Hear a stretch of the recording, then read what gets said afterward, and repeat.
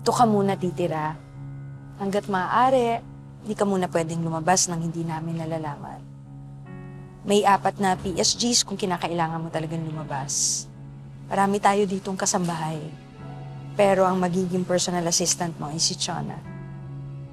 Good morning, Ma'am Rebecca. Hi, sir. Hi, Miss Vanessa. Pag may kailangan po kayo, ako lang po ang hanapin niyo, ha?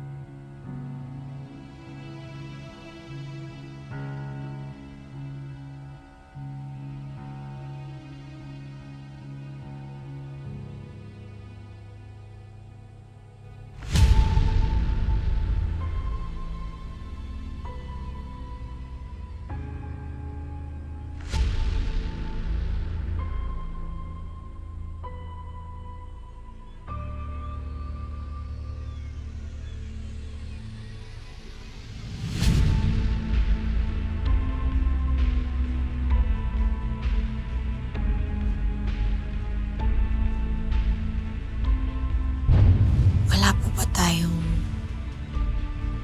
litrato nung bata pa ako? Yung magkakasama po tayo?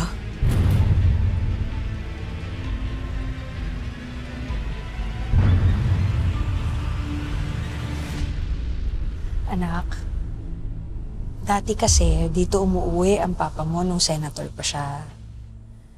Di ba sa Amerika ang bahay natin? Doon ka lumaki at doon ka nag-aral. Diary po kaya? Kahit ano pong makakapag-paalala sa akin sa kung sino ba ako. Anak, lahat ng hinahanap mo nasa bahay natin sa Amerika. Lahat ng memories mo nandoon. Hindi pa ngayon ang tamang panahon para malaman mo ang lahat.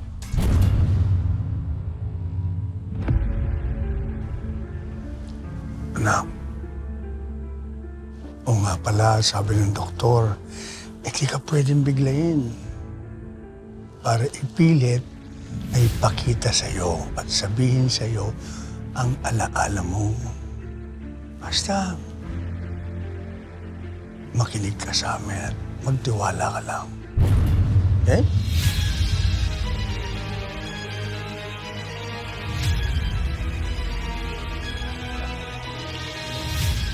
Naiintindihan ko po.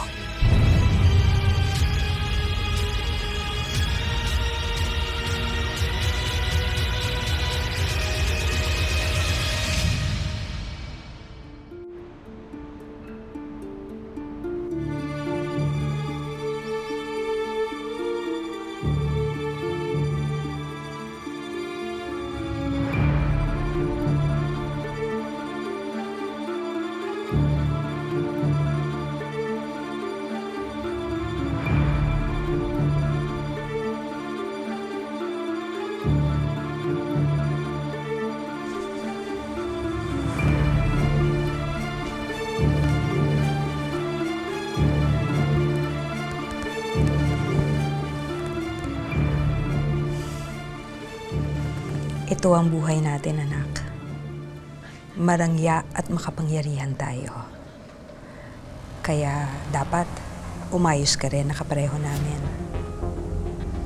Kasi ito ang mundo natin. I-try mo to, ha?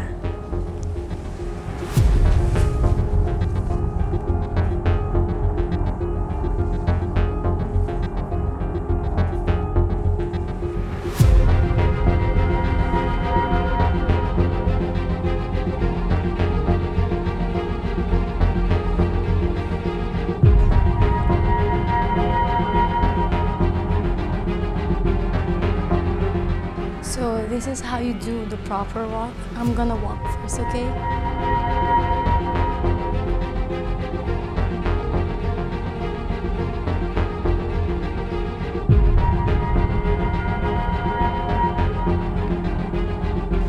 Like this, then turn and walk again. Sway your hips and sway your hands too. And chin up. Let's do it together, okay? Try it, yeah. Walk, chin up.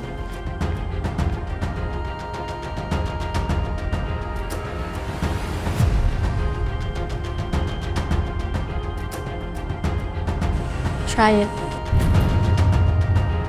Go ahead.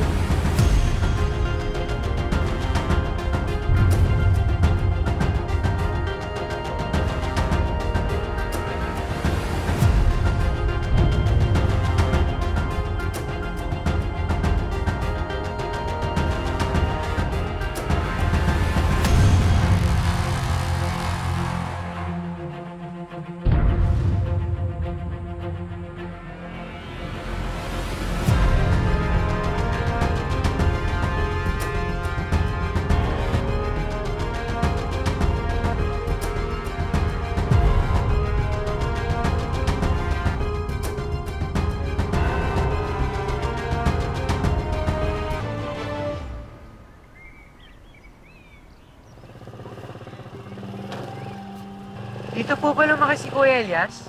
Oo. Pinanganak ko siya sa Cebu. Tapos dinala ko siya dito sa Barangay Esperanza pagkapanganak ko.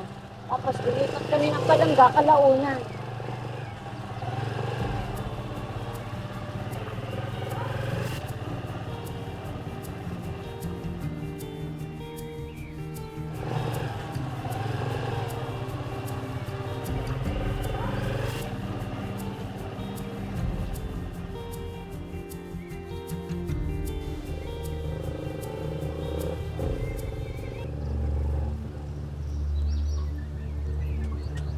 Alin, dito na po tayo.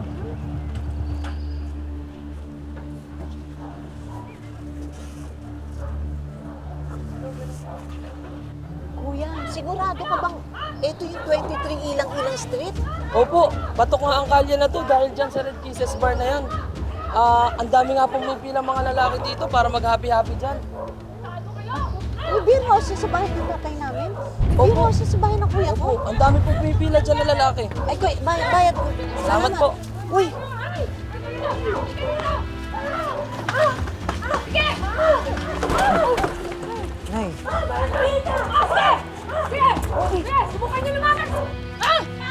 Ano? Hindi pa ba tapos yan, ha? Ang dami pang chismosa dito eh! Di pa umaalis eh!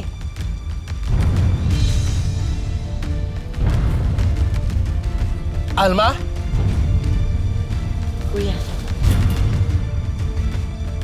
Kuya? Jojo, sino naman tong mga to?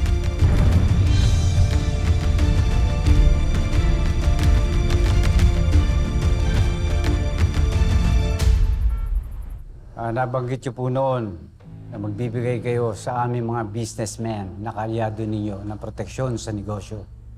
Kailangan ko ngayon ng tulong ninyo. Of course, hindi ko nakakalimutan yung pinangako ko sa inyo at mga kalyado ko. May tatayo akong pasugalan po roon sa kabibili kong lupain.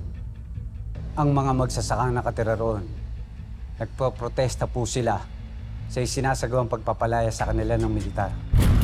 Ano pala eh, pinabalo mo pa ako. Pero ito, ang pinakamabisang paraan para puksain ang mga peste ay sunugin ang mga lungga, ipapatay pag ayaw malis. Ipatitira ko yung mga magsasaka, Mr. President. Baka makulong ako niyan. Hindi ka makukulong. Tandaan mo to, bata kita. Ako ang bahala sa'yo.